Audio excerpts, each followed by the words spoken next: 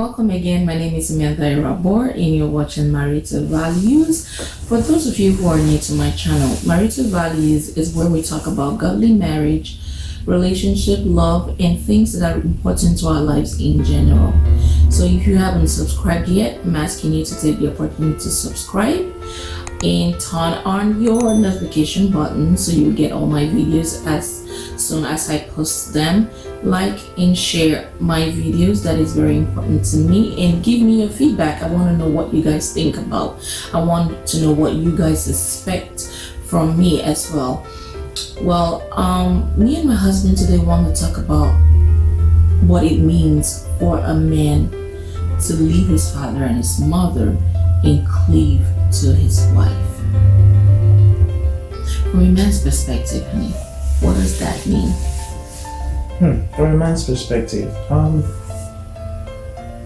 the Bible mentions leaving your father and your mother and cleaving to your wife, I think, twice in the Old Testament and then in the New Testament as well.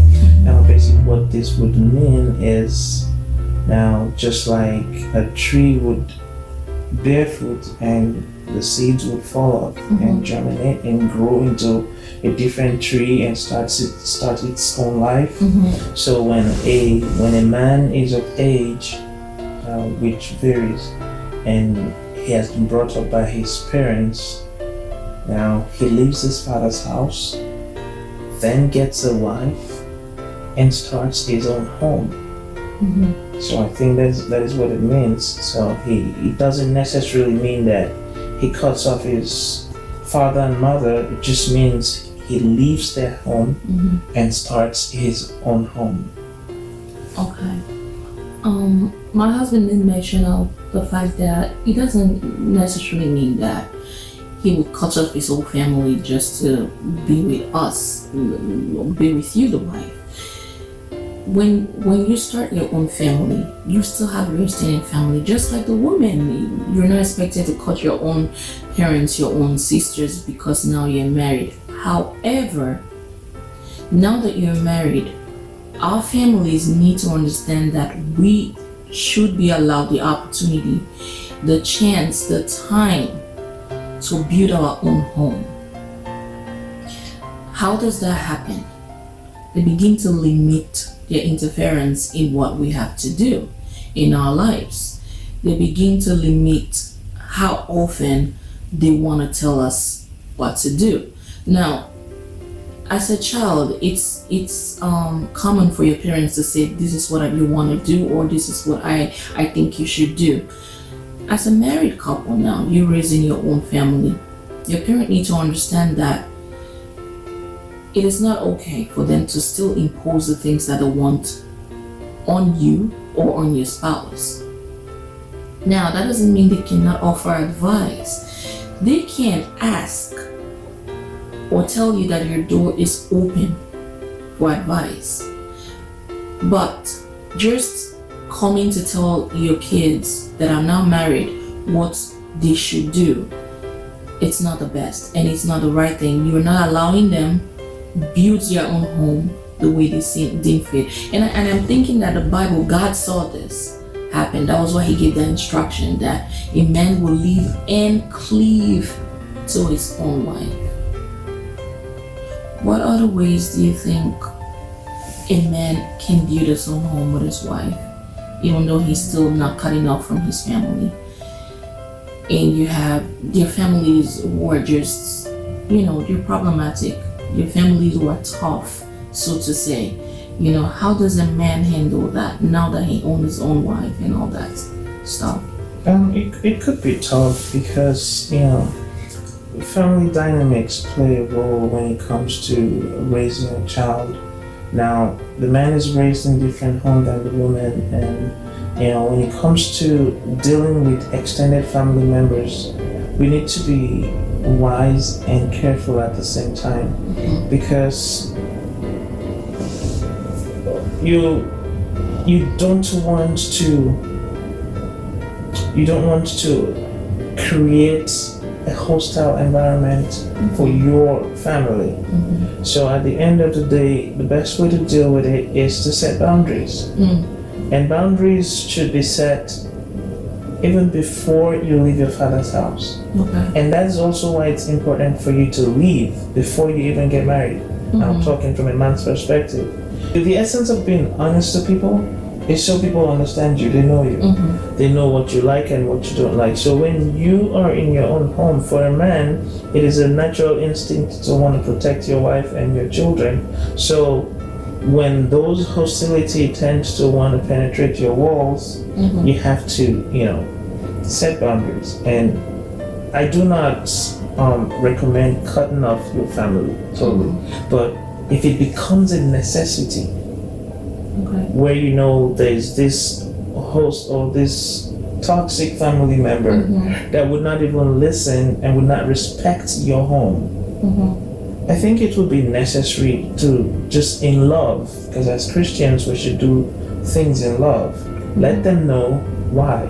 For instance, this attitude of yours, we don't like it, we do not support it, and we're praying for you, we love you, we hope you change. But until X, Y, and Z happens, you're not welcome in our home. I don't think that is, off to say to a family member that, is kind of toxic to your home. Yeah. Because you need to protect your home, and it's even worse when you're raising children, because you also want to protect that little life that you're raising. Absolutely. I want to talk to us women. Sometimes we can get very funky, like my husband needs to listen to me, I'm very important, I'm the first person. Nobody's taking that from us. As a woman, nobody's taking your position from you. So when the Bible says that a man will leave his mother and his father and cleave to his wife, that doesn't necessarily mean that he will get into a fight or cuss out his family just to make you happy. I don't think that's what God was trying to say, or would displease his parents or his siblings, or just, for no reason, just be mean just because it will make you happy. That's not the idea. Now there's a situation where your husband needs to protect you or defend you. He would do that. He's expected to do that. But say you are the one who's at fault, it's okay for your husband to still protect you, but you need to be mature enough to also take correction that and know for the fact that you were wrong. And be humble enough to admit that you were wrong. He is now your husband. He loves you. You're one. He respects you. However, you also owe it to him to be respectful to his family. The same way his family owes it to him to respect you. It's not a one-way thing. So if you have that mindset that once you get married, your husband is gonna just be mean to his family because you don't like them, my advice for you is, if you do not like the person's family that you're getting married into, do not marry them.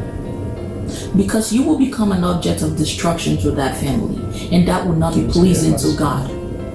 And the funny thing about these things, honey, is that a daughter today will become a mother tomorrow. A sister today will become a sister-in-law someday. Absolutely. So the thing is, it comes around. It comes around. Comes around. And you don't want it to come around and bite you. Because the way you treat people is the way you want to be treated. And if you appreciate someone, if you love someone, you also respect them. And if you respect someone, you should respect whatever belongs to them. Sure.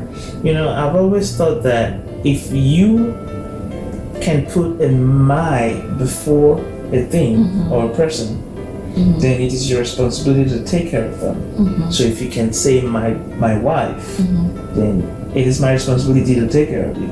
If you can say my husband, it is your responsibility. My father-in-law, my mother-in-law, my sister-in-law, my car. So I think we should learn to appreciate each other. Now, this is coming from the extended family members and the couple and the children that we're raising. You should be able to respect both sides. Now, granted, there are people that we think do not deserve it, but still, based on the scriptures and based on the instructions of the Almighty, we should love even our neighbors as we love ourselves, let alone those that we have called family, whether by birth or by marriage. It is also important for parents to free their children, release them totally, release them totally, let them grow by themselves. You've trained them, you've nurtured them, you've taught them. This is the time you're gonna put those teachings to work. They are gonna make mistakes. We have mothers, we have that instinct of wanting to avoid mistakes that our children want to make. We want to fix it even before the mistake has been made. They're gonna make mistakes. Let them make mistakes together and let them learn together.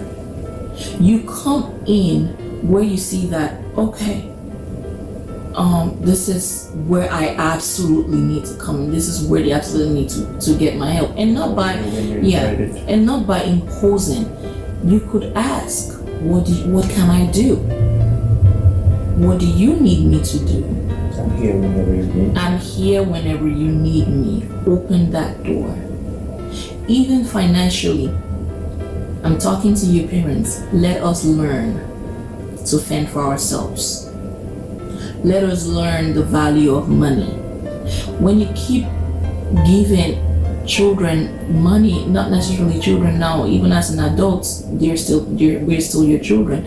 But when you keep helping grown-ups out every time they need finances, they are never gonna learn. They're never gonna learn. And talking about a place of love, where my husband says, the Bible says, love your neighbor as you love yourselves. One thing I've come to realize, especially when the extended family is in conflict with one of the spouse, the person who hurts the most is your child. Because now you've put him or her in between. You're asking them. I don't think anything will be as painful as asking me to choose between my husband or my parents, or my husband and my siblings. I love my husband and I also love these people. Why do I have to choose? Why can't we make things smooth? Why can't we compromise? We need to learn to compromise. All your children needs from parents is your support when it's time for them to be one, when it's time for them to live their own lives. And you need to know to release them and offer your support. So you just mentioned that compromise, there should be some level of compromise. It is very important because we're coming from different homes. Some people are very rigid when it comes to their beliefs and the things, the way they grew up, the things that they know they don't want to let it go. So it becomes a problem when someone comes from a different family into a marriage and expect that the husband's family would be exactly like her family, or he expects that his wife's family would be exactly like his. So there could be conflicts in that regards, and we should learn to appreciate people for who they are and learn to compromise, because this is a family that you're coming into, and you're leaving your family and you're coming to building your family. And when your children grow up as well, they are gonna want to start their own family. They might have their own tradition that they want to start. They might have things that they didn't like about the home you built. So allow them, respect them, support them, and be there for them as a father, as a family member. And it will be fair on your children. I want to stress the part of spiritual warfare when it comes to marriage. A lot of times I don't hear people talk about it, but in marriages, it's spiritual warfare. The devil doesn't like marriage, so he would use any and everything he deems fit to give you problems in your marriage, and your in-laws are you're not exempted from it. So when you're planning to get married, you don't only pray for your spouse, you should be praying for the family you're getting into. You should be praying that God orders your steps and win your hearts to be loving towards you and to be accepting towards you. The devil can go as far as make a person dislike you or despise you for no reason at all. So that is why it's important for you to pray, and make sure you get approval. Make sure you get approval from God that is the person for you. It's just as important. There's love, there's understanding. Doesn't necessarily mean that whoever we love is who we will get married to. You need to align yourself with what God has prepared for you. And if you miss that it's very hard to come back to. It's not like it's not redeemable, but it's hard. We're not talking about spiritual warfare now. That's going to be a different topic entirely, but I wanted to put this in here so that you know that the devil is always there, roaming around like a lion, looking for who to devour. He hates marriages. One thing I know the devil hates so much is unity. And marriage can only work when there's unity. One more advice I have to give: before you get married to someone, you need to talk about what your expectations are, what your goals are in your marriage, and see where your family fits into that goal. Sometimes we're not patient enough to think about it and just sit down and discuss it with someone who we're going to be marrying. When you do this, it helps you know which of your family members will find it difficult to actually, adhere to these things or help you promote what it is that you want your marriage to be like, and it helps you start creating the right boundaries. My husband talked about cutting people off.